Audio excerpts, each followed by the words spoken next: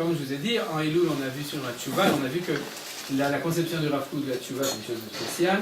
Maintenant, depuis le début de l'année, je dirais, ça depuis après les Chagim, on est en train de s'occuper de l'historiosophie, c'est la conception de l'histoire du Rav Kook. Et aujourd'hui, peut-être qu'on va finir, si on finit pas, c'est pas grave. On a personne, on n'a pas, c'est pas un cours universitaire, donc on n'a pas d'examen à la fin. Donc du coup, on prendra encore une semaine, mais disons que c'est dans le projet d'essayer de finir les choses ou aujourd'hui ou jusqu'à la semaine prochaine. Et en tout cas, toute la conception du Rav Kook de l'histoire. Alors ce qu'on a vu d'extrêmement intéressant, c'est un point de base, mais ce qu'on est en train de voir, c'est le développement de ce point. Vous savez que vous avez l'habitude, dans toutes les sagesses, de découvrir une idée centrale et ensuite de découvrir l'implication de cette idée, c'est-à-dire la manière dont cette idée, elle se réalise.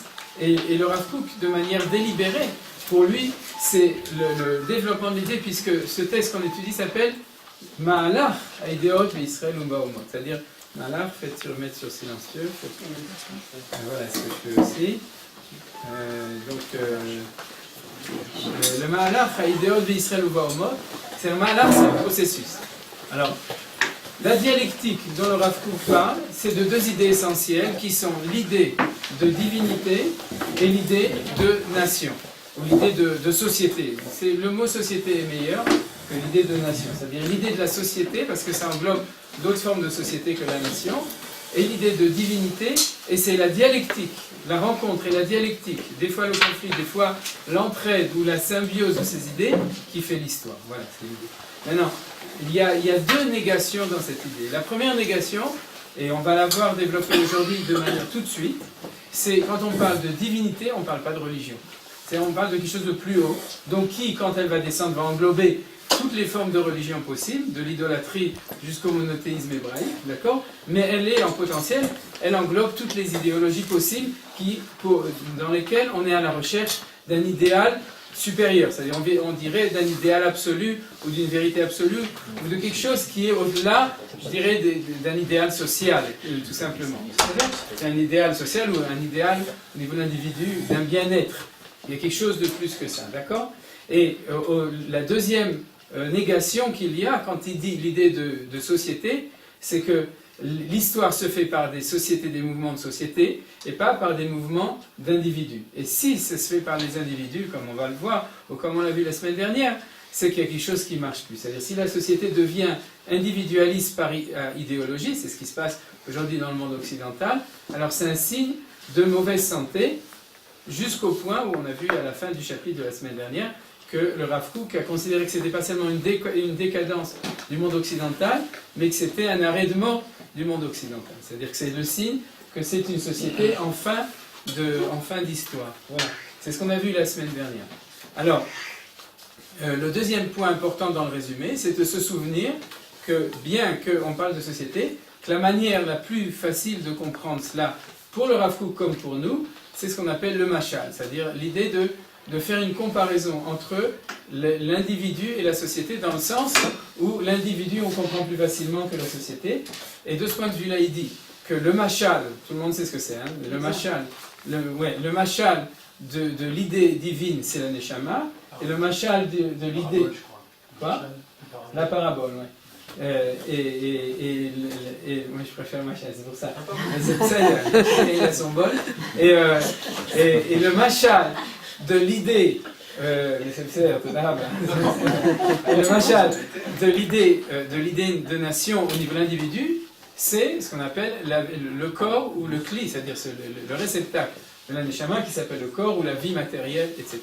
Voilà, c'est-à-dire que souvent quand on comprend que c'est une dialectique positive entre le corps et l'âme, alors on peut comprendre aussi cette dialectique au niveau des nations. Voilà.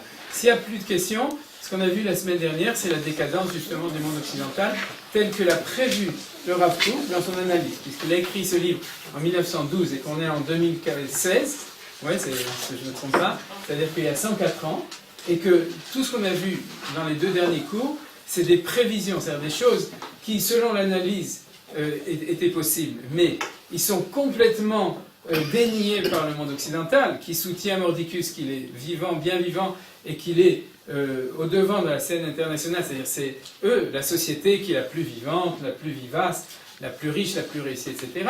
Et il se justifie de toutes sortes de manières que nous connaissons. Et le Rav Kook nous dit que non. Et son analyse explique, c'est Baruch Hashem, de manière beaucoup plus précise, les phénomènes qu'on reconnaît dans la, je dirais, un petit peu dans la, on peut dire la décadence de la société occidentale, que la manière dont eux-mêmes s'expliquent. D'accord? C'est-à-dire, eux se l'expliquent, mais d'une manière différente. Voilà. Est-ce que vous avez des questions là-dessus? Sinon, on continue à l'étude d'aujourd'hui. Pas de questions? Magnifique. Là, je peux voir c'est moi qui ai posé une question. Voilà. Alors donc, mais n'hésitez pas malgré tout, dans le développement, de poser des questions. S'il y a des choses que vous ne comprenez pas, parce que les idées ne sont pas compliquées, mais ils demandent quand même le fait d'être capable de les suivre. Alors ce qu'on va faire aujourd'hui, c'est que je vous ai donné 2 feuilles, et il est possible qu'on ne va pas du tout les étudier. C'est-à-dire que je vais vous donner le développement par oral, et si on a le temps, alors on lira le texte aussi, ou si je vois qu'on est obligé, suite aux questions, ou on doit le lire. Je ne sais pas encore comment est-ce qu'on fera les choses, c'est ce qu'il a mis soit. Et ce qu'on va faire aujourd'hui, c'est qu'on va étudier. Je pars du principe que justement, à mesure où vous avez suivi et vous connaissez déjà ce développement, donc ce sera un tout petit peu plus facile de comprendre la suite.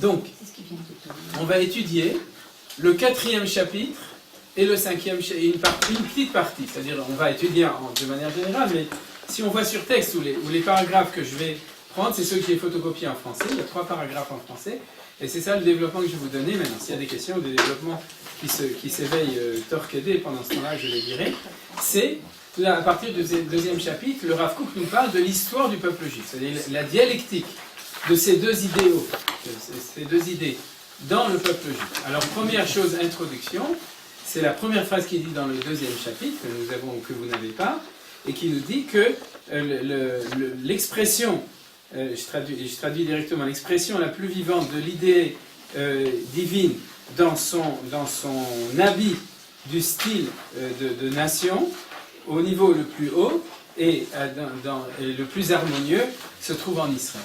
C'est-à-dire qu'en fin de compte, on est là, et j'expliquerai à la fin du cours, on est là pour aider, je pourrais dire, toutes les nations à réaliser leur propre symbiose, c'est-à-dire leur propre synthèse entre leur bouffe, leur corps national ou leur corps social, et leur neshama collectif qui s'appelle le Sam aussi, l'ange tutélaire de chaque nation. Et ils n'y arrivent pas tellement bien, comme le Rav Kook l'a décrit, c'est-à-dire que en fait ça ne marche pas tellement. Ils voudraient bien ou ils ne veulent plus. Et nous, on est là, en fin de compte, notre rôle, c'est qu'on a un potentiel, on pourrait dire, on est le corps et la neshama collective qui est la plus adaptée l'un à l'autre et qui a en plus les clés qui s'appellent la Torah pour pouvoir le réaliser. Et donc, on est là pour le réaliser et a fortiori de ça aussi, aider les autres aussi à réaliser leur projet historique. D'accord, jusqu'à là, ça va? Donc, quand on va analyser cette dialectique à l'intérieur du peuple juif. Alors Rav Kook commence depuis le début de l'histoire du peuple juif, et on va sauter toute la partie jusqu'à la destruction du premier temple et l'exil de Babylone. Pourquoi? Parce que, en fait, le Rav Kook nous dira que c'est une période où, de facto, de fait, il y avait cette synthèse, c'est-à-dire on était une nation dans notre pays avec la présence de Dieu, la Shrina. C'est-à-dire qu'on avait une bonne santé physique et une bonne santé morale, et les deux ensemble, on peut dire, pendant ce moment-là. Maintenant, pas si bonne, parce que comme vous savez, il y a eu le schisme, il y avait l'idolâtrie, etc. Mais il y avait, dans la réalité, il y avait dans la manière de le gérer, c'était pas aussi bien fait. Mais c'est comme, on pourrait dire, quelqu'un qui est jeune, qui a sa neshama qui marche bien, son corps qui marche bien, ça ne veut pas dire pour autant qu'il gère bien les choses, mais il les a.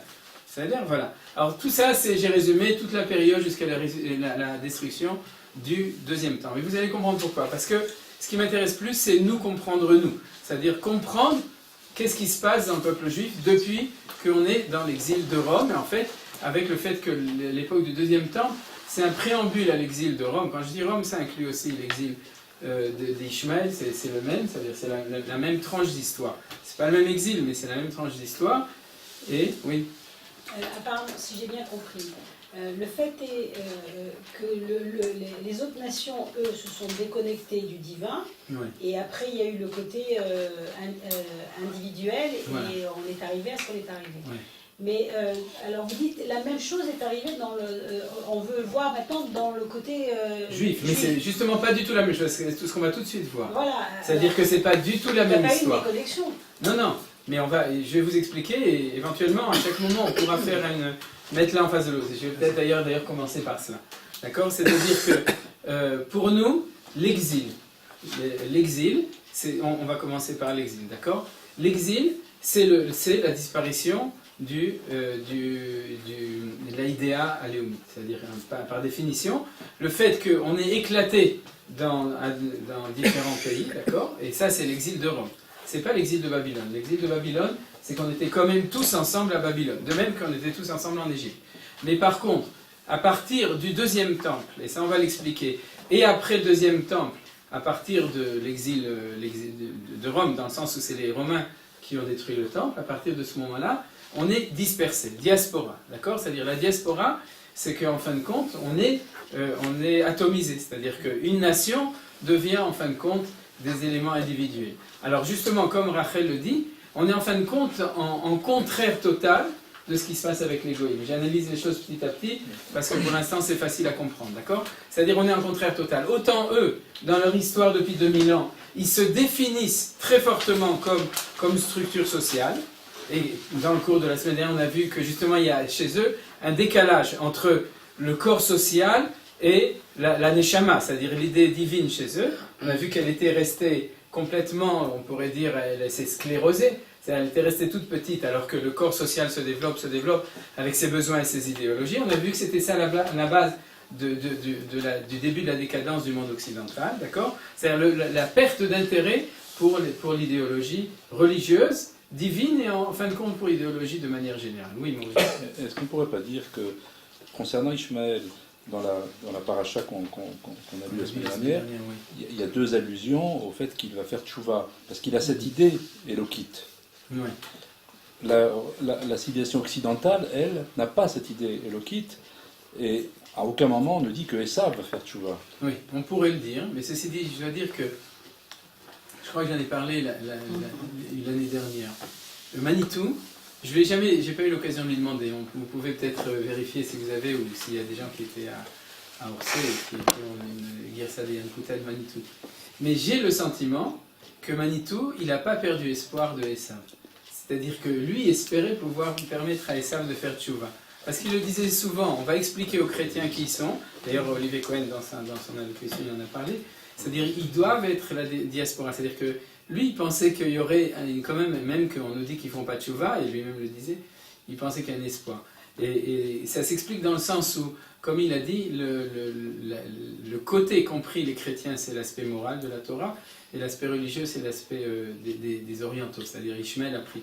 Donc en fin de compte, il est possible que dans la mesure où le côté moral c'est le côté social aussi, ça va ensemble, alors que l'aspect religieux c'est la idée élokite, on pourrait dire qu'ils ont pris la idée éléomite dans le sens pas de la léomiout mais dans le sens de la moralité, on va voir une analyse de ça, et qu'ils ont pris l'aspect de la idée élokite tel qu'ils l'ont fait.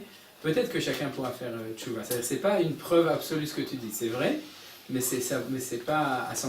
C'est-à-dire, c'est vrai pour Ishmael, c'est-à-dire de notre point de vue, c'est vrai. Le fait qu'il soit attaché, puis de toute façon, on va pas parler d'Ishmael parce que le Rav Kook il n'a pas parlé, j'ai pas assez d'éléments pour extrapoler. Quelqu'un doit le faire. Il y a sûrement des gens, il y a des Cherki peut-être ou des gens qui peuvent le faire. C'est reprendre ces idées et les développer au niveau d'Ishmael, mais le Rav Kook, malgré tout, il faut être honnête. Il vivait en monde occidental et le sionisme du Rav Kook, c'est un sionisme occidental, c'est un sionisme des Ashkenazim, même s'il y a les Sfaradim qui ont réintégré aujourd'hui, on commence à se demander quel genre de sionisme on a, parce que les Sfaradim, Baruch Hashem, ils intègrent et aussi la conception religieuse, etc. Mais pour lui, c'était ça la question essentielle. C'est-à-dire que le problème, on pourrait dire, de Ishmael n'est pas essentiel dans son développement, lui, de l'histoire. Voilà. Top. Donc, pour revenir à ce que je disais, et maintenant alors Maurice, c'est toi qui vas me dire où est-ce que j'en étais exactement. Voilà. C'est-à-dire que, c'est dans la comparaison. Autant nous, depuis 2000 ans, et c'est 2500 ans, c'est-à-dire depuis, en fait, la fin de l'exil de Babylone, le début de Shivat Zion, autant nous, on est en éclatement de la société, et donc à quoi on va s'attacher?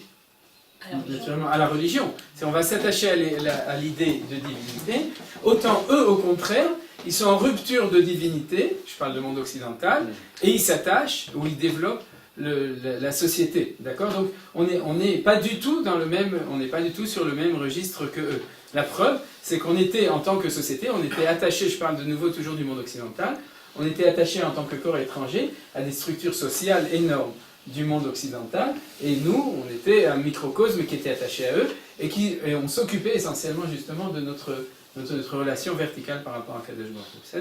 Mais c'est pas ça le point essentiel. Le point essentiel, c'est pour nous, dans ce développement, le fait que la notion de société disparaît. D'accord? La notion de société réelle, elle devient mythique, c'est-à-dire ça devient une idée théorique. Alors qu'est-ce que va nous dire le Rav Kook? Il va nous dire que c'est à partir de ce moment-là, et c'est ça le point essentiel qu'on va voir, c'est que du coup, notre idée divine va devenir la religion. C'est-à-dire qu'en fin de compte, la religion juive, c'est le fait que notre manière d'être relié à Dieu, on est relié à Dieu en tant qu'individu, puisqu'on est en situation de galoute, et avant, on était relié à Dieu en tant que nation, et à ce moment-là, il y avait l'idée de divinité. Vous comprenez? C'est-à-dire que c'est une idée extrêmement importante, parce que ça nous permet de comprendre, en fin de compte, qu'est-ce que c'est que cette religion juive qu'on a connue, et dont on a entendu parler, c'est-à-dire qu'on a connu aussi, et qu'est-ce qui nous arrive quand on revient ici? C'est-à-dire d'où la différence entre divinité et religion. Alors, on va expliquer. Parce que la religion, je connais, du coup, on ne connaît plus la divinité. Voilà. Alors, on va analyser les choses. Donc, premièrement, cette idée-là, c'est que la divinité se réfugie dans une vie qui est individuelle ou communautaire au mieux que ça. Alors vous comprenez très bien que dans le développement du Rav Kook, c'est un point d'interrogation. Qu'est-ce qui se passe? C'est-à-dire comment les choses se passent, etc. Comment quelque chose comme ça arrive? Alors il donne justement cette expression, c'est-à-dire il rentre dans ce qu'on appelle la synagogue, Migdash Me'at, c'est-à-dire dans le langage du Rav Kook, dans le texte, il appelle ça, et il fait bien de le faire, il appelle ça Migdash Me'at. Vous savez ce que c'est Migdash Me'at? Migdash. Temple, Me'at, petit, c'est-à-dire un micro-temple, c'est-à-dire rétrécissement du temple. Parce que le temple, c'est la idée élokite. Or, le temple n'est possible que quand il y a la idée élomite qui est autour. D'accord? S'il y a Jérusalem, il y a tout Eretz Israël. Et la destruction du temple, c'est le passage à la synagogue. Alors, le passage à la synagogue, c'est le passage d'un temple à, justement, et en hébreu, comme on appelle ça la synagogue, Bet Knesset. Or, dans le texte du Rav Kook, il dit c'est-à-dire ça s'est concentré dans un petit temple, d'accord? L'itkanes, c'est dans un sens c'est se rencontrer, mais aussi mitkanes betoch atzmi. Comment on dirait ça en bon français? Se replier, voilà, se replier, il a fait mieux. C'est-à-dire qu'en fin de compte, d'habitude, on traduit Bet Knesset, maison de rassemblement, et en fin de compte, il faudrait dire la maison où on s'est replié, d'accord? Dans le sens physique, qu'on s'est ratatiné, quoi. C'est-à-dire, vous voyez, c'est cette première idée, Bate Knisiot ou Bate Midrashot. Maintenant, le Rav Kook n'est pas critique, il faut faire attention, parce qu'on n'a pas le choix. C'est-à-dire que c'est ce qu'on devait faire, et on l'a fait. Mais on a perdu une dimension. On a totalement perdu le jour où on est devenu justement juif du Bet Knesset, juif du Bet Midrash, et juif de la Kedusha et de la Tahara, de la sainteté et de la pureté, dans la maison. C'est là où se retrouvent les choses à l'intérieur de cela. Et donc il dit notre judaïsme tel qu'on le connaît, c'est une religion parce qu'elle est dans des dimensions de toute petite communauté et surtout au niveau individuel. Donc aujourd'hui qu'elle n'a pas du tout, elle ne doit pas exister, ou si elle existe, elle est fausse puisqu'il y a la terre d'Israël. Ah, voilà. Alors là, tu fais déjà un saut très long et très grand, 2500 ans en 2 secondes, c'est que tu t'adhères. Mais c'est le coup d'Eliezer, il est à la Haran, pas Elat. Mais bon, en tout cas, tu fais un raccourci, mais tu as raison. C'est ce qui va expliquer la difficulté. C'est-à-dire qu'on croit la difficulté de revenir ici, c'est seulement de redevenir un peuple. Alors nous dit Rav Kook, non, c'est de redevenir religieux, mais vraiment religieux, pas religieux d'une Divin. religion, voilà, divin. C'est pour ça que le vin israélien, il est tellement divin. Et comme disait mon grand-père, qui était polonais. Donc, Polish. Alors donc, Zéa, mais tu anticipes, mais Zénachon. C'est-à-dire que si on comprend comment on est descendu, on va pouvoir aussi peut-être trouver les clés comment remonter. Alors, je vais donner deux expressions de Chazal que le Rav Kook, une explique et l'autre je la rajoute. La première dans Masechet Makot, c'est depuis que le temple a été détruit, En lo la kadosh baruch hu et la arba amot shel halacha. Et vous le retrouverez dans tous les discours orthodoxes, c'est-à-dire que Dieu n'a que les 4 coudées de la halacha. Vous connaissez cette expression, oui. Baruch Hashem. Donc les 4 coudées de la halacha. Alors, qu'est-ce que, selon le Rav Kook, ça veut dire qu'avant il ne faisait pas la halacha? Est-ce que à l'époque de Rabbi Akiva ou de Hillel Shammai, le deuxième temple, à l'époque de Shlomo HaMelech, il ne faisait pas la halacha? Bien sûr qu'il faisait la halacha. Mais il était pas dédié. Alors qu'avant c'était Voilà, exactement. C'était inclus. Et la preuve, c'est qu'il n'y a pas tellement de halakha dans le Nach. Dans la Torah est plein, mais dans le Nach, on a la vie d'un peuple, c'est la nevoie, c'est-à-dire on a la parole de Dieu. Donc la halakha, elle est un petit peu, comme dit le Rav Kook lui-même, elle est un petit peu comme une bougie. Quand il y a le soleil qui brille, alors ça n'éclaire pas tellement. Donc une fois que le soleil s'est éclipsé, alors on a l'apparition de ça. Mais je voudrais vous donner aussi le fait que quand les Chachamim disent des expressions, ils ont un diouk. En lo la kadosh baruch hu, et là arba amot shel halacha. Et c'est quoi arba amot? Quelqu'un sait ce que c'est les arba amot? Au niveau les arba amot, les 4 coudées, c'est la propriété de chaque individu. C'est-à-dire que quand on se promène, on a 4 coudées autour de nous. Alors arba amot, c'est 2 mètres sur 2 mètres. Comment ça se traduit? Ça se traduit, je vous donne 3 exemples. Le premier, c'est que quand vous faites la Hamida, personne n'a le droit de passer devant vous dans les 2 mètres, parce que vous êtes en face de Akadosh Baruch Hu, on n'a pas le droit de vous déranger, vous savez ça, on peut faire attention à ne pas passer dans les 2 mètres. Quoi? Je pensais que c'était moins quand même. 2 mètres, attends, Arba Amot, c'est 2 mètres. mais au niveau de la synagogue, chacun C'est 2 mètres, quoi? Personne n'est Surtout que si tu as ton mètre devant, ça fait 3 mètres. Ton mètre et 2 mètres derrière. Et donc, ton mètre, ton rat. Et donc, s'il y a une chitza, ça résout le problème. Pour vos questions de halakha pratique, adressez-vous à votre rabbin habituel. Mais en tout cas, on s'arrange avec ce genre de choses, mais c'est important. 2 mètres. 2 mètres. Coudées devant et 2 coudées derrière? Ou c'est 4 coudées de chaque côté? Non, c'est 4 coudées de chaque côté. C'est un mode de tous les côtés. Ouais. Et avec les angles en plus et tout. Alors la deuxième chose, c'est que si quelqu'un sort du troum de Shabbat, vous savez, c'est-à-dire il sort des 2000 coudées, il sort du troum de Shabbat, il va faire une balade à la montagne, puis d'un coup il se rend compte qu'il est allé trop loin, alors il n'a pas le droit de bouger, il n'a plus le droit de bouger, donc je ne vous conseille pas de faire ça, il faut faire attention. Et dans les balades, Shabbat, en semaine il n'y a pas de problème, les randonnées, et les troum Shabbat vous connaissez, c'est à la fin de la ville, etc. De nouveau, la halakha le maaseh, vous pouvez m'envoyer un SMS avant Shabbat pour me demander, mais sinon pas pendant Shabbat. Pourquoi? Parce que quand tu es sorti, il te reste ce qui est ta place à toi. Et c'est ça ta place. Donc il peut tourner en rond dans ses 4 coudées depuis le moment où il s'en rend compte. C'est-à-dire, il y a plein d'autres halakhot, par exemple, si une femme elle reçoit son guet dans ses 4 coudées, donc c'est comme elle avait reçu dans la main, etc. Bon, les sougiyot de Gemara sont pleines de ça, mais en fin de compte, ça veut dire quoi? Et il y a un point sociologique, c'est que les gens se sont rendus compte que quand quelqu'un rentre dans les Arba Amot, dans mes Arba Amot, c'est-à-dire dans mes Arba Amot, je commence à devenir nerveux, je me sens agressé. C'est-à-dire que la dispersion naturelle du gaz humain, c'est-à-dire que le gaz, ça se disperse, et les hommes aussi, la dispersion naturelle, si on peut, parce que si on est dans l'autobus, on ne peut pas. Mais si tu es dans un espace, c'est qu'ils ont calculé que l'Arba Amot, c'est vraiment ça. C'est-à-dire que c'est pas une blague, c'est dans la Gemara, c'est dans le Nefesh de l'homme. C'est comme ça. Alors on reprend. Vous avez compris? Oui, une question, c'est que est-ce que ça peut correspondre à l'aura? Ça pourrait, ouais. à quoi? À l'aura. Oui, ça pourrait. La aura qui est autour. Oui, ça pourrait correspondre. Ça peut correspondre. Au niveau de la tefila kaniré, c'est Zeyé Nachon. Voilà. Et donc, quand nos sages nous ont dit qu'est-ce qu'ils vont vous dire selon le Rav Kook? Très simple. C'est que la halakha est devenue la halakha de chaque individu.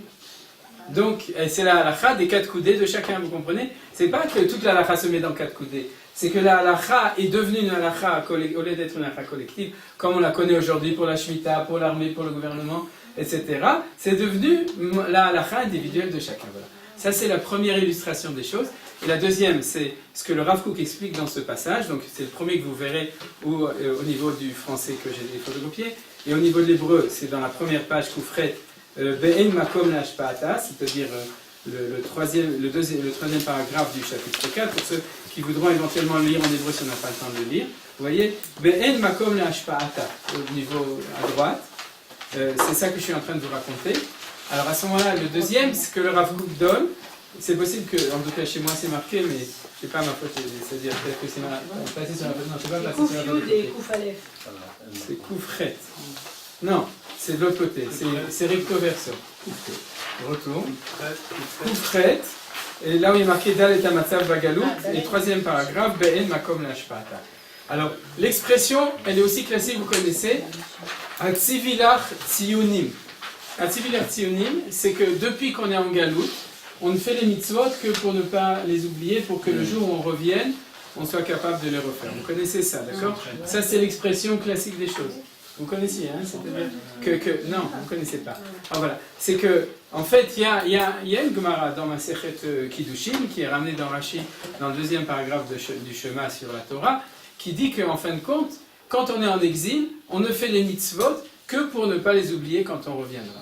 D'accord? Alors, si j'ai vu une fois le Rav Yoshua Zuckerman dire ça à Nice, à une assemblée de bons juifs, ils sont tous devenus blancs, et la seule chose qu'ils ont pu faire, c'est de l'agresser parce qu'ils n'ont pas pu supporter le fait de sous-entendre que ce que vous faites, c'est de la gymnastique. Ça n'a pas de valeur.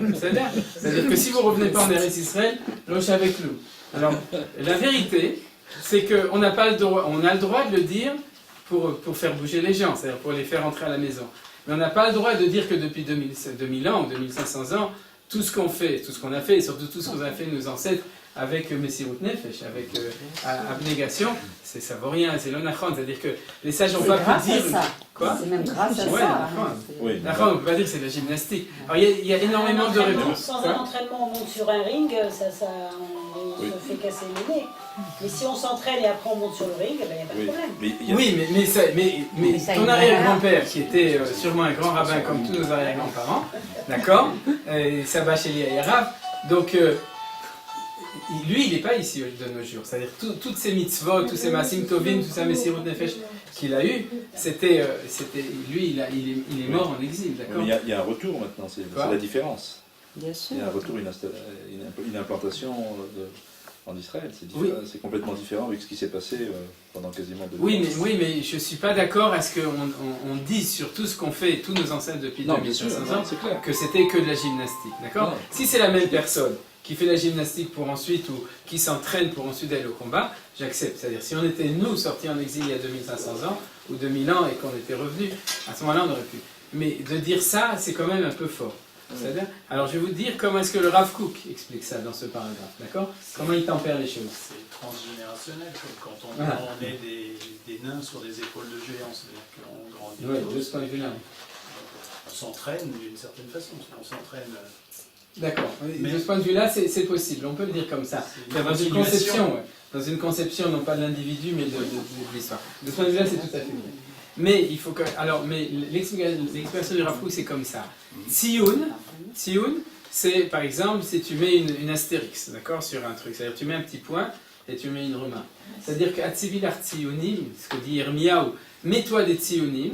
Le sage nous dit, on l'a fait, c'est que en fait, on a tout restreint sur un point. C'est quoi? C'est la restriction sur la religion individuelle. Vous avez compris? C'est comme ça que le Rav Kook explique les choses. C'est-à-dire que quand nos sages nous disent ça, ils nous sous-entendent que ça ne vaut rien par rapport à ici, parce qu'ici on le faisait véritablement, ou on le fait véritablement, parce qu'on est dans la dimension de nation avec la Elokut, avec le point divin. Mais ça ne veut pas dire que ça vaut rien. Ça vaut ce que ça a valu quand on était, parce qu'on était religieux. On était religieux, c'est-à-dire c'est la datiout. Donc il ne faut pas enlever Dieu nous a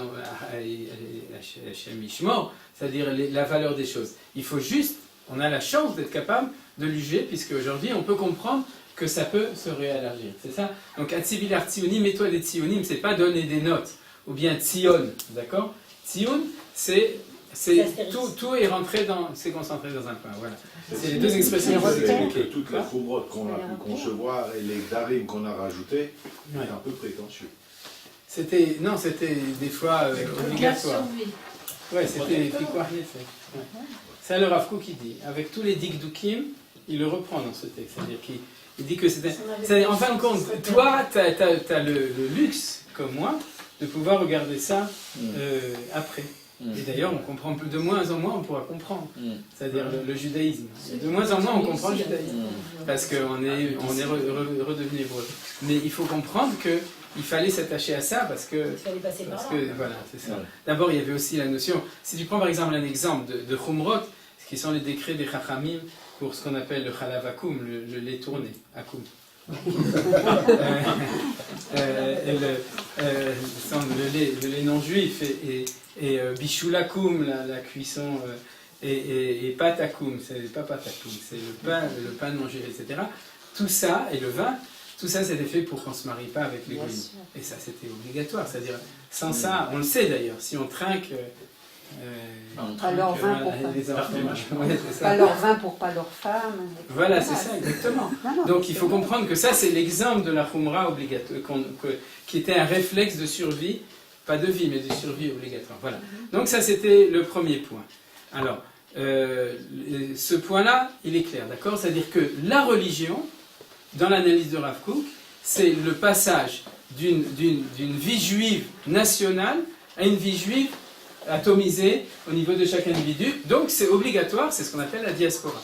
Donc la galoute, elle nous oblige à ce que ce soit comme ça. Comme a dit Rachel, ça nous fait aussi réfléchir que quand on revient ici, il y a quelque chose qui doit, Mashu Chadash Matri, quelque chose de nouveau qui doit commencer à ce moment-là, de ce point de vue-là. On ne va pas jeter le bébé avec les langes quand on va comprendre tout ce que ces tzionim ont fait pour le peuple juif, et c'est ce que le Rav Kook va aussi expliquer, mais malgré tout, il faut le comprendre. C'est ça le premier point. Alors le deuxième point, je les développe plus ou moins selon l'ordre du développement que donne le Rav Kook lui-même. Il donne 3 points. Le deuxième point, mais vous voyez que je reste attaché à l'analyse générale du développement de l'histoire tel que donne le Rav Kook. Le deuxième point qui est important, c'est que on l'avait vu la semaine dernière à propos des Goïms, on va le voir maintenant à propos du peuple juif, c'est que l'idée divine, l'idée de Elokut, elle était présente, ce qu'on appelle la Shrina. D'accord? Vous savez, je l'ai déjà expliqué plusieurs fois, que Shrina, c'est la même racine que Shachen. Shachen, itam betortum motam, c'est la proximité. Que la Shrina, c'est la présence de Dieu ici sur terre. C'est-à-dire, or, la galoute, au niveau de nous, c'est la diaspora, l'atomisation. Au niveau de la divinité, c'est ce qu'on appelle Istalkut à Shrina. Et Istalkut, c'est la présence divine, elle monte. C'est-à-dire, elle monte. Alors, ce que nous dit le Rav Kook, c'est 2 idées essentielles. C'est que quand Dieu s'est retrouvé dans le ciel, alors les Goïms l'ont rencontré. Alors, je vous explique les choses. Tant que Dieu était sur terre à Jérusalem, le premier temple, c'était le Dieu domestique du peuple juif. C'est-à-dire, c'est pas qu'il était domestiqué par nous, mais ce qu'on appelle un Dieu domestique, c'est-à-dire, c'était le Dieu du peuple juif, c'était le Dieu national. D'accord? C'est-à-dire, si tu n'avais pas le drapeau bleu, blanc, rouge, tu ne te reconnaissais pas dans Akadosh Baruch Hu. Et c'est pour ça... Bleu, blanc. Oui, chas v'chas. Bleu, blanc, enlevez le rouge, d'accord. Reviens en arrière, chas v'shalom. D'accord, merci. Ouais, non, le bleu, blanc, je pensais à bleu, blanc. Le rouge, il est sorti trop vite. C'est un reste de galoute. Ouais. C'est un reste de galoute. Voilà, c'est le problème de... Comme ça. Alors, voilà, les automatismes. Donc, le bleu et blanc, c'est-à-dire que les Goïms, et c'est ce qui s'est passé à l'époque du premier temple, le paradoxe, c'est-à-dire d'un côté on est une nation, on a la Shrina, qui est avec nous depuis la sortie, depuis les Avot, depuis les patriarches, jusqu'à la destruction du premier temple, on a la Shrina qui est avec nous en Eretz Israël, et on est une nation, et les Goïms ne s'intéressent pas au judaïsme. C'est-à-dire que eux, ça ne les intéresse pas du tout, au contraire, ils ne s'intéressent tellement pas que même nous, on ne s'intéresse pas. C'est-à-dire qu'on fait de la Avodazara, d'accord? On est attiré par l'idolâtrie, par la mode du temps.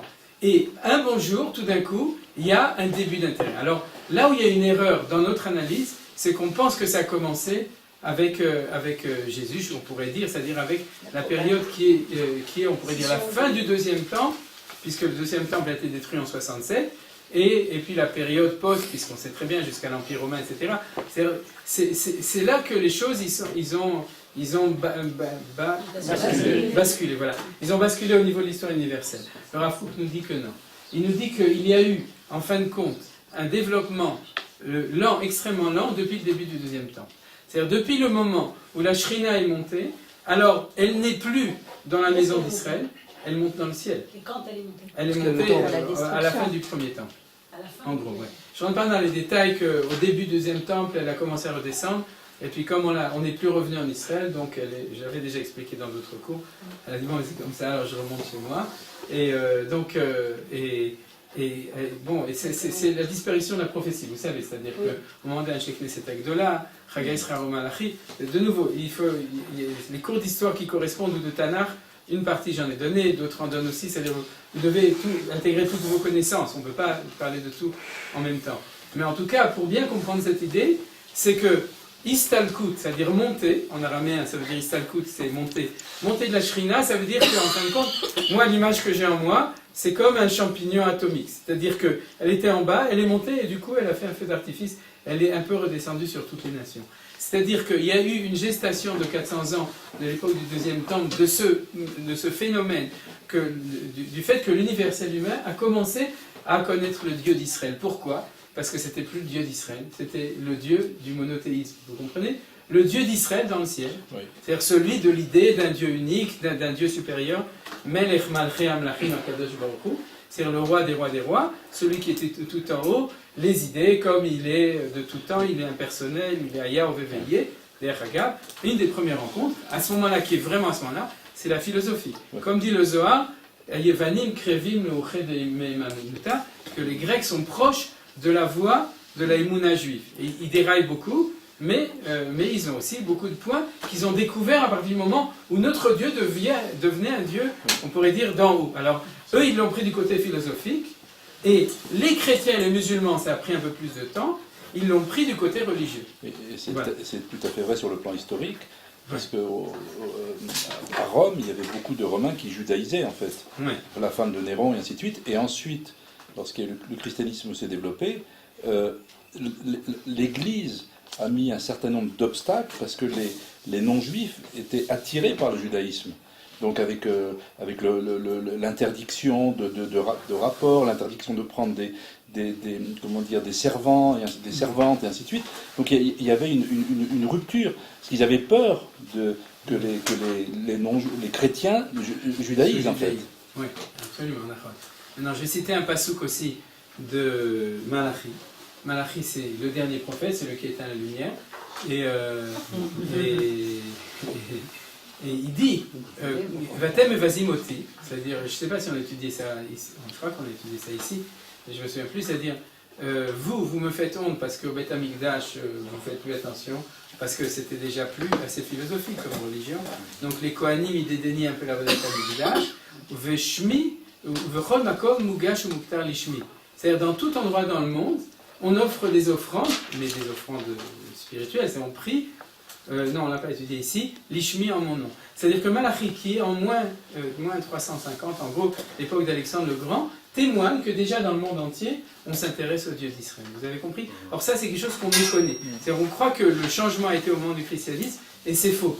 C'est-à-dire c'est un mouvement mondial, un mouvement international, d'une reconnaissance du Dieu d'Israël comme Dieu, qui peut être aussi. Et c'est toujours l'interrogation, Manitou en parlait beaucoup, comment est-ce qu'un chrétien ou un musulman peut étudier la Torah, alors qu'il y a marqué dedans, quand vous allez venir dans le pays de Canaan, et les enfants d'Israël, etc. Et donc, c'est une Torah nationale. C'est une Torah nationale et géographique. Alors, qu'est-ce qu'il voit dedans ? Alors, justement, à partir du moment où la Shrina est montée, il voit au-delà du texte la présence de Dieu telle qu'elle est comme ça. Vous avez compris ? Maintenant, deuxième point, oui. Alors, comment ils ont pu interpréter que c'était la mort de Dieu ? Nous avions tué Dieu. Ah, à ce moment-là, en plus, ça c'est les chrétiens. Oui. Parce qu'ils étaient idolâtres, donc ils ont pu... Alors, justement, ce que je suis en train de montrer, c'est qu'il y a au moins 3 manières d'interpréter ça. La manière philosophique, la manière chrétienne, la manière musulmane. Alors, dans la manière chrétienne, qui sont des ragabs, Kola possède mot possède. Je vous rappelle que tout celui qui accuse quelqu'un, en général, il l'accuse de ce qu'il est lui. Parashat Hashavua al-Charbechat Tichye, puisque Esav de nature, il est sanguinaire, donc il nous reproche à nous d'avoir fait ce qu'il aurait envie de faire. C'est-à-dire, donc de tuer quelqu'un. Donc on a tué Dieu. On ne peut pas tuer Dieu, mais il a senti la non-présence. Symboliquement, mais Ouais, ça mais a il a- l'air d'être contraire à ce que tu dis, que finalement Dieu s'est révélé aux nations, Pitom. Ce qu'il a Shirarno est à aider. Alors, eux, ils ont vu ça dans l'autre sens. Disons qu'ils nous ont reproché, t'as raison, c'est-à-dire, c'est un peu paradoxal. D'un côté, ils l'ont pris, d'accord, et ils l'ont dit que c'est à eux, puisque Dieu est au-dessus d'une nation, et ils nous ont reproché la non-présence dans la nation. Et ça va ensemble, en fait, c'est pas contradictoire. Tu comprends la chose, c'est que d'un côté, il dit notre Dieu à nous, c'est le vrai, et votre Dieu à vous, en fait, les chemins qu'on sait que c'est mieux, mais il est plus là, donc c'est vous qui l'avez vidé de là-bas, et donc venez chez nous, Chas V'Shalom, d'accord. C'est-à-dire, voilà. Mais il y a un truc que je comprends pas. Il y a au niveau de chronologiquement, ça ne correspond pas. Quand au début, tous les hommes avaient le monothéisme, avaient Dieu en tête, avaient. Alors, pourquoi vous dites qu'à un moment, Dieu était en Israël, c'est-à-dire on avait domestiqué Dieu? Ah, parce que c'est beaucoup d'études, c'est que déjà la première génération après Adam, Enoch, Adam, Chet, Enoch, deux générations après, l'univers a commencé à devenir idolâtre et à oublier Dieu. Oui, mais et du coup, Dieu était universel avant d'être domestiqué mais par ça, le tout à fait, mais après, a priori, mais a posteriori de l'échec de l'universalité, alors Hachem, c'est à partir d'Abraham, il le met dans une nation Donc spéciale. finalement, il revenait à quelque chose qu'il connaissait déjà. Oui, d'accord. C'est-à-dire que... Voilà, c'est comme il dit au début, il disait pour les nations, qu'au début, il y avait le divin et il y avait le social, et puis après, il y a eu oubli du divin pour faire que la société. Oui, mais ça c'est très moderne, c'est-à-dire de manière générale, c'est vrai, mais tout ça c'est vrai. Bon, mais ça c'est la préhistoire, on pourrait dire, par rapport à ce qu'on est en train d'analyser maintenant. Maintenant, le deuxième point qui est important, c'est que une des choses qu'a fait le christianisme et l'islam, et de manière très forte le christianisme, c'est de dire que le christianisme, c'est une religion. C'est-à-dire elle est complètement déconnectée d'identité nationale. C'est-à-dire il n'y a pas d'idéal léomite dans leur religion. Ils ne pouvaient recevoir ça de nous que le jour où nous-mêmes, on est devenus religieux. Vous avez compris? C'est-à-dire que tant qu'on était avec l'idéal éloïte qui était sur une idéal léomite, c'est-à-dire quand on était une nation, mais on peut même plus dire religieuse, une nation croyante, on pourrait dire ça irait. C'est-à-dire tant qu'on était une nation reliée avec Dieu, avec la présence de Dieu, alors ils ne pouvaient pas inventer de religion puisqu'il n'y avait pas de modèle. Il n'y avait pas de modèle dans le judaïsme, ils pouvaient avoir des modèles en dehors du judaïsme. Mais le jour où ils ont vu que nous, et ça confirme ce que tu dis, c'est-à-dire qu'on est vraiment en concurrence avec eux, puisque depuis la galoute de facto, on est devenu une religion, et eux ils sont une religion. Parce que souvent, Manitou développait le fait que c'est qu'à partir de la sortie des ghettos qu'on est devenu vraiment que religion, parce qu'avant on avait les microcosmes sociaux qui étaient les petites sociétés. C'est vrai. Mais le Rav Kook est plus méchant que Manitou de ce point de vue-là, c'est-à-dire qu'il dit que non. C'est-à-dire que depuis la dispersion, c'est un fait qu'en fin de compte, on est devenu une religion. Vous avez compris? C'est-à-dire, puisqu'il n'y a pas une base réelle d'une nation, donc on est une religion de facto. Mais l'islam avait intégré l'idée de nation dans le religieux. Oui. Et c'est vraiment dans leur théologie. Oui, mais c'est pour ça que je ne voulais pas en parler. Ouais. Parce que c'est vrai que c'est pas la même chose. C'est-à-dire l'analyse du Rav Kook là, il faudrait s'asseoir sur l'histoire de l'islam et reprendre le texte de Rav Kook et l'analyser. On a vu qu'il analysait le communisme, il analysait le monde occidental libéral. Il analyse, il n'a pas analysé. Donc on a le droit de le faire et on doit le faire. Il faut demander où toi, voilà, c'est le cycle l'année prochaine d'histoire, ou des gens qui sont comme Eliezer. Parce qu'en fait, ils ont intégré cette idée de nation et de religion. Ouais. Donc c'est autre chose. C'est autre chose. Constituer un oui, mais c'est évident. D'ailleurs, on voit bien que le christianisme aussi dans chaque pays, c'est autre chose. C'est-à-dire, ils mettent une petite sauce, un mélange et un syncrétisme. C'est fondamentalement idolâtre. Ouais, c'est vraiment différent. C'est comme le christianisme à Bethléem. Alors donc c'est le deuxième point. Vous me suivez, d'accord? C'est-à-dire, j'analyse différents points. Ça, c'est un point extrêmement important. C'est-à-dire la diffusion du judaïsme en tant que judaïsme et non pas d'hébraïsme, elle est possible grâce à la galoute. D'ailleurs, ça correspond. Ce que je voulais peut-être un tout petit point à l'intérieur, c'est que personne ne m'a demandé, mais en fin de compte, le deuxième temple, on était une nation, c'est-à-dire, mais on n'était pas tellement une nation. Ça, c'est un point qui est analysé de manière très, très pertinente par le Maharal. Je crois dans le Netzach Israël, il me semble, si mes souvenirs sont bons. C'est-à-dire, il nous fait remarquer que, en fin de compte, c'était ça qu'on a essayé de faire à l'époque du deuxième temple. Comme il n'y avait plus de Shrina, on ne réussissait pas à être une nation. Et la preuve, c'est que de quoi on était, le deuxième temple a été détruit? La synagogue, la synatrina. Et la synatrina, c'est l'effritement de la société. Mais quand on l'étudie depuis le début de ce temps-là, on verra que les prémices étaient depuis le début du deuxième temple. C'est-à-dire, c'est ça qu'ils essayaient de faire et qu'ils ont échoué. Voilà. Le troisième point qui est important, et là, c'est de l'autre côté, c'est page 110, Kuf Yud, Kol Ota Prati Utamasi. De nouveau, on ne lit pas, mais que vous ayez les références. C'est le troisième point. Kol Ota Prati. Vous voyez, dans la page Kuf Yud, Kol Ota Prati. Et de nouveau, vous l'avez photocopié dans la photocopie de Beno. Ça se trouve. C'est le chapitre 5. Voilà.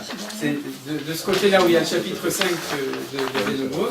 Donc c'est ça. Sauf que j'ai sauté les deux premières lignes, vous les reprendrez en hébreu et vous les prendrez dans le développement pour ne pas avoir besoin de couper les papiers. Donc le troisième point qui est extrêmement intéressant, c'est la question, c'est une question théologique. C'est quelle question? Je vais commencer par la question. Comment ça se fait que dans la Torah, on ne nous parle jamais du Gan Eden des Neshamot, c'est-à-dire le paradis là où nos âmes vont après la mort, on nous parle et on ne nous parle pas du Olam Haba, on parle des temps messianiques, oui, c'est-à-dire les temps messianiques sur terre, le retour dans le pays, etc. Mais tout ce qu'on appelle le Olam HaGmul, c'est-à-dire la notion de Gmul dans le langage des Chachamim, le Gmul c'est la récompense future, c'est-à-dire la récompense future, et il y a aussi l'autre côté, c'est-à-dire que quand on parle du Gmul, le Olam Haba, le Gan Eden, il faut pas aussi parler de l'autre côté, le Sheol, le Gehenom, etc. Tout ce qui est le discours de certains rabbanim qui raffolent de ce genre de choses, c'est-à-dire, d'accord? Or, il s'avère que vous reprendrez votre Bible, c'est-à-dire, en tout cas, le Chumash Chamisha Chumash Torah, il n'y a rien marqué. C'est-à-dire, on ne nous dit pas de manière très claire qu'après la mort, on le dit. Ça fait l'ami, la votecha, la votecha beshalom, tu vas retrouver tes pères. Il y a des expressions, mais il n'y a pas une théologie du Olam HaGmul dans la Torah. Ce qui a élevé énormément de questions, c'est pour ça qu'il y avait des courants juifs qui remettaient en question le fait qu'au-delà de la mort, il y a le Olam Haba ou le truc. Est-ce que vous savez quel était le courant historique le plus important qui a remis en question la Emouna dans tout ça? Les Tzdokim. Très bien, c'est les Sadducéens. C'est-à-dire les Tzdokim, on dit En Olam Ela Echad, il n'y a que ce monde-ci, il n'y a pas Mina Olam, Ve'ada Olam, d'un monde à un autre monde, etc. Mais là où, en fin de compte, celui qui a mis en point d'interrogation, c'est pas les Tzdokim, c'est Akadosh Baruch Hu, c'est-à-dire c'est l'Ifnei vers l'Otitel Mirchol, c'est-à-dire que le fait qu'il n'ait pas marqué tout ça, il a laissé la porte ouverte à la question sadducéenne. Donc, qu'est-ce qui se passe? Alors, il y a, si vous voulez, la référence pour les gens qui étudient en hébreu, celui qui a donné 13 réponses l'une après l'autre de manière organisée, c'est Don Yitzhak Abravanel au début de Parashat Bechukotai. C'est-à-dire, si vous ouvrez l'étude de Rabbi Yitzhak Abravanel au début, je ne crois pas que c'est traduit en français, Abravanel, mais en tout cas, si vous lisez en ivrite, vous pouvez le trouver, c'est pas difficile, c'est long. Alors on dit qu'on n'a pas le droit d'étudier Abravanel le Shabbat parce qu'on s'endort c'est trop long.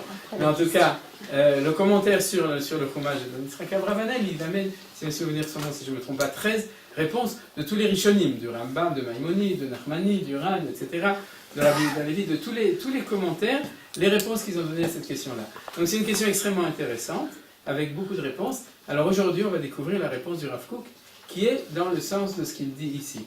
Alors Rav Kook, il nous dit quelque chose de très intéressant. Il nous dit, c'est la différence entre nous en tant que peuple normal et nous en tant qu'exilés dans la Galoute. Quand on était un peuple normal, Dieu, écoutez bien ce que je vous dis, n'avait pas besoin de nous promettre une récompense dans le monde futur, parce qu'on sentait qu'on était déjà récompensé par l'éternité du peuple juif avec la présence de Dieu sur terre. Vous avez compris? C'est-à-dire que le Netzar, quel est le problème? C'est l'inquiétude de l'homme de sentir qu'il y a une éternité. Parce que l'homme, sinon, il s'angoisse. C'est pas seulement quand il est mort qu'il se pose des questions, parce que là, il se pose plus de questions. Mais c'est quand il est vivant, il se demande qu'est-ce qu'il va y avoir après, post-mortem. C'est-à-dire qu'est-ce qui va se passer après, et c'est ces angoisses métaphysiques. C'est-à-dire, alors, et qu'est-ce que nous dit Rav Kook? Au moment du premier temps, personne n'était angoissé. Pourquoi? Parce qu'il sentait de son vivant qu'il était dans l'éternité. C'est quoi l'éternité? Netzach Israël, lo yishaker velo yinachem. L'éternité du peuple juif, c'est la parole qu'a dit Shmuel à Shaoul, Vegam Netzach Israël, lo yishaker velo yinachem. L'éternité du peuple juif, lo yishaker velo yinachem, ne sera jamais mis en défaut, velo yinachem, et ne sera jamais remis en question. C'est-à-dire qu'on vivait l'éternité véritable, parce que chaque nation peut sentir l'éternité de son peuple, mais il n'a pas la présence de la Shrina. C'est-à-dire que c'est la symbiose de l'idéa élokite et l'idéa élomite qui faisait qu'on était vraiment dans le Netzach. Parce que c'est Shem Havaya qui était Aya Oveveye, c'est-à-dire la présence de Dieu en tant qu'éternel, l'éternel. Notre Dieu, comme on le disait à la synagogue en France. Donc, béni sois-tu, et tout et tout. Donc, l'éternel, c'était quelque chose qu'on sentait au jour le jour. Maintenant, c'est tellement extraordinaire parce que la vérité, c'est qu'en Israël aujourd'hui, on le sent un peu. C'est-à-dire qu'il y a une réalité comme ça qui dit que, bon, on n'aime pas, c'est-à-dire un vrai juif israélien qui est dans la Torah, s'il est normal, il n'a pas tellement envie qu'on commence à baser son judaïsme sur des histoires de Gan Eden et de Gehenom, d'accord? Pourquoi? Parce qu'il n'en a pas tellement besoin. Vous comprenez?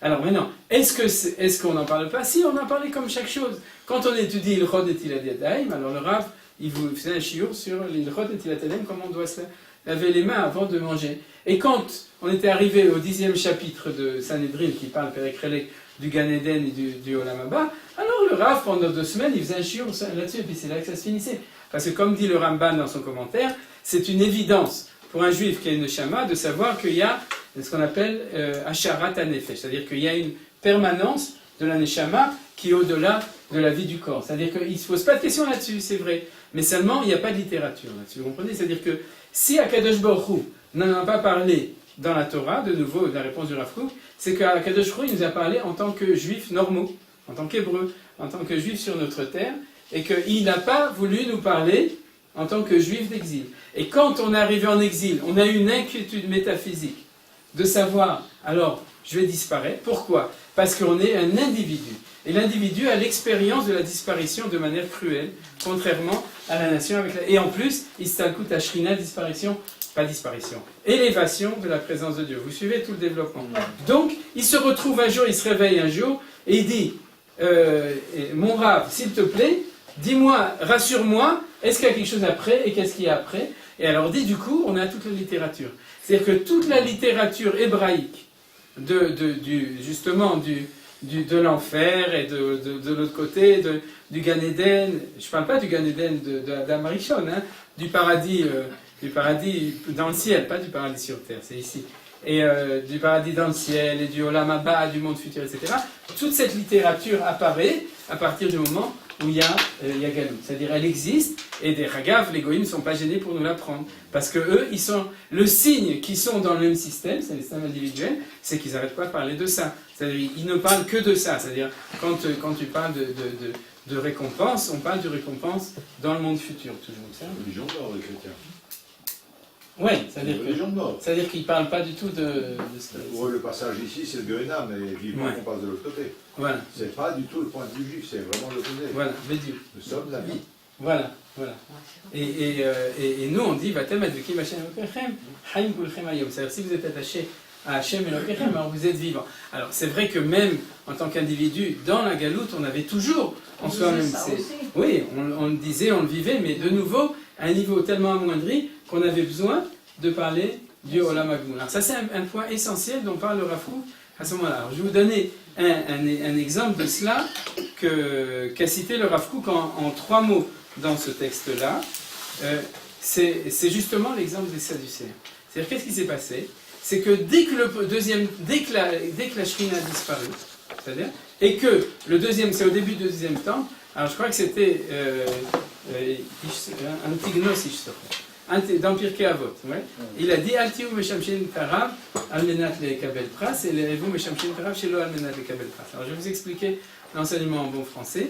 C'est qu'il a dit aux Juifs faites attention à ne pas servir Dieu pour recevoir une récompense, mais servez Dieu sans vouloir recevoir une récompense. Or, nos sages nous racontent une histoire un petit peu bizarre. Ça, c'est comme on l'a appris au Talmud Torah jusqu'à maintenant. C'est ce qu'on appelle la sot et ta Torah lishma, c'est-à-dire de faire la Torah, non pas pour le salaire qui va revenir après, mais pour le faire par amour de Dieu ou parce que c'est la vérité. C'est comme ça qu'on l'a appris. Maintenant, la Gemara nous raconte que quand Antignos Ish-Socho a dit ça, c'est à cause de lui qu'il y a eu le sadducéisme qui est apparu. Parce que le deuxième côté de la phrase qu'il a dit, il n'a pas dit « servez Dieu sans vouloir recevoir de récompense », mais dans le but à condition de ne pas recevoir une récompense. C'est pas sans vouloir recevoir, mais à condition de ne pas recevoir. Dans le but de ne pas recevoir. Dans le but de ne pas recevoir. Almenat chez le Kabel Pras. Et de là, on en prend un autre enseignement de Pirkei Avot. C'est que, et Chachamim, et vous, Zeirim Bedivrechem, les sages, faites attention à ce que vous dites. Parce qu'après, il a corrigé sa phrase, il a inversé la deuxième phrase. C'est un problème de syntaxe, de syntaxe de la phrase. C'est qu'il l'a dit dans l'autre sens, ils ont entendu ça, et c'est que de là est né le sadducéisme. Alors maintenant, le temps est arrivé de dire la vérité, de l'expliquer comme le dit le Rav Kook. Qu'est-ce qui s'est passé?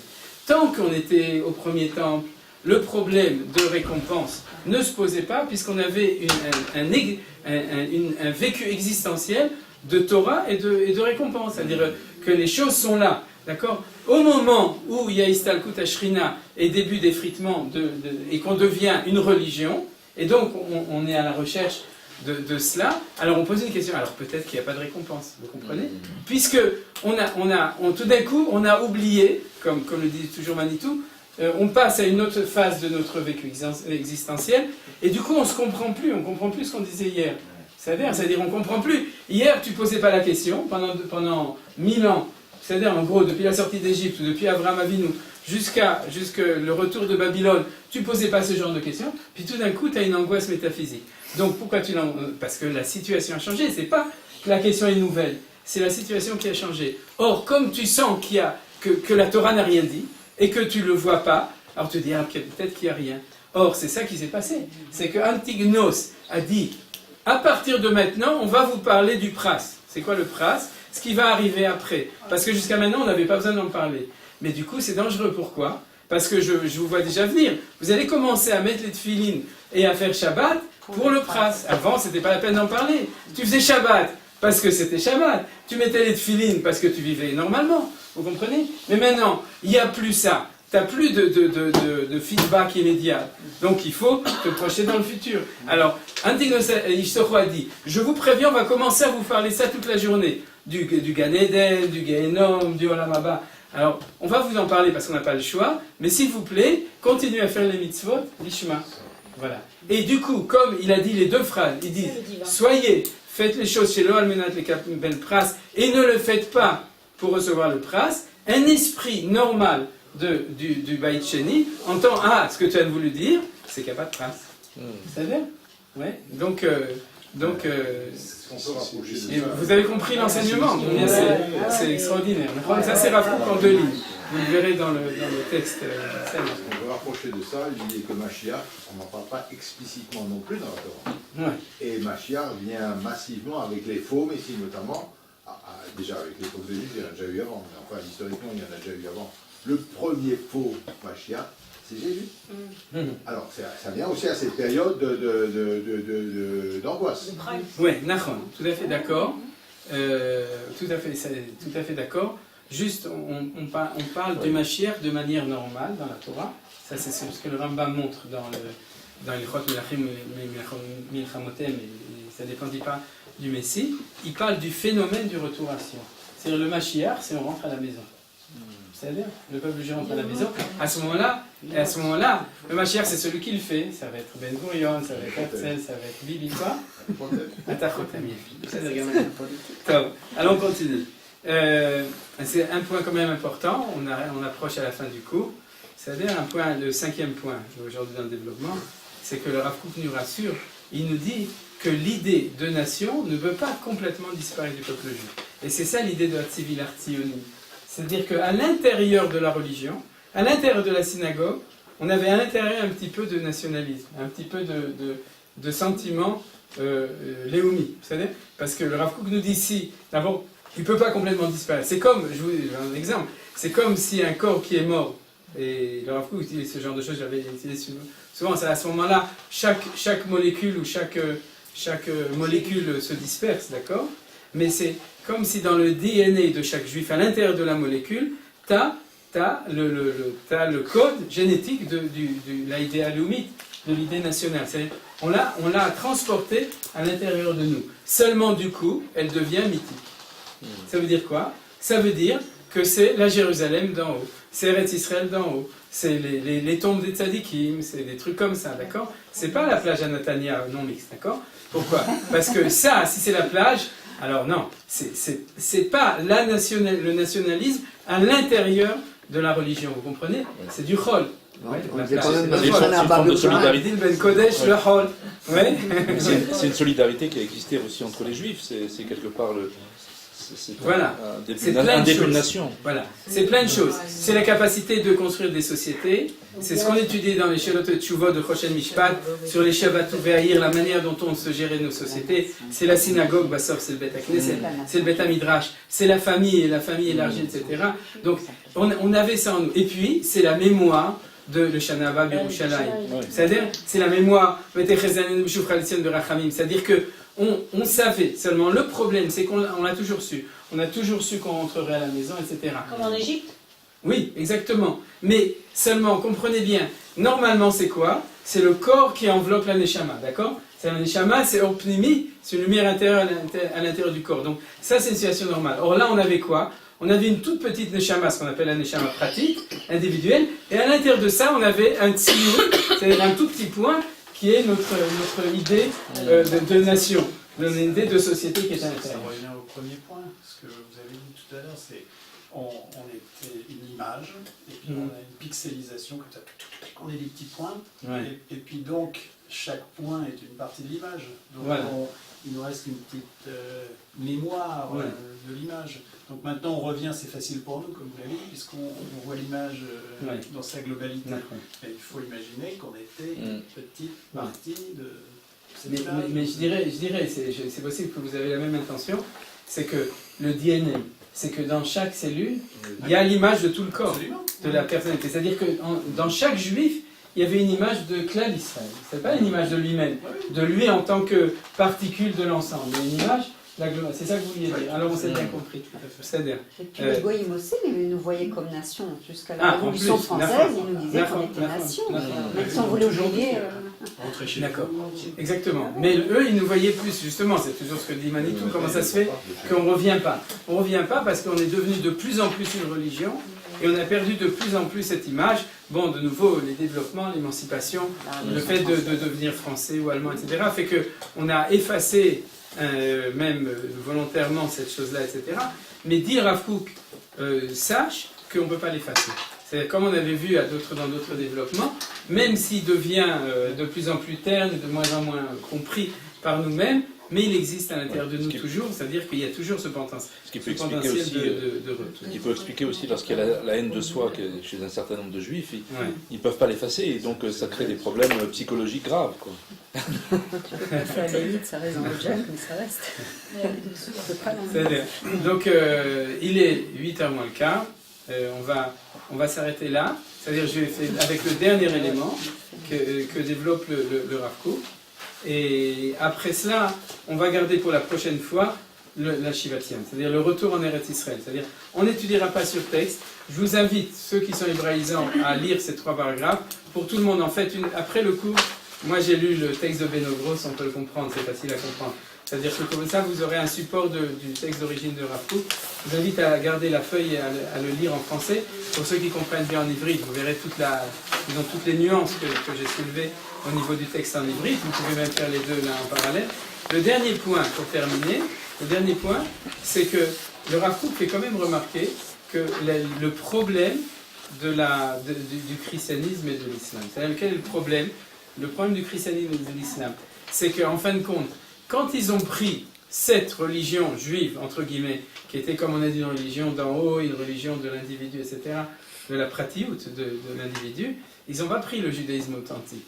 Donc ils ont fait une marmelade que l'on connaît, et qui est celle qu'ils ont essayé de prendre cela et de le faire cadrer sur leur idée nationale aussi d'une certaine manière, sur leur société, et aussi ils ont fait un syncrétisme entre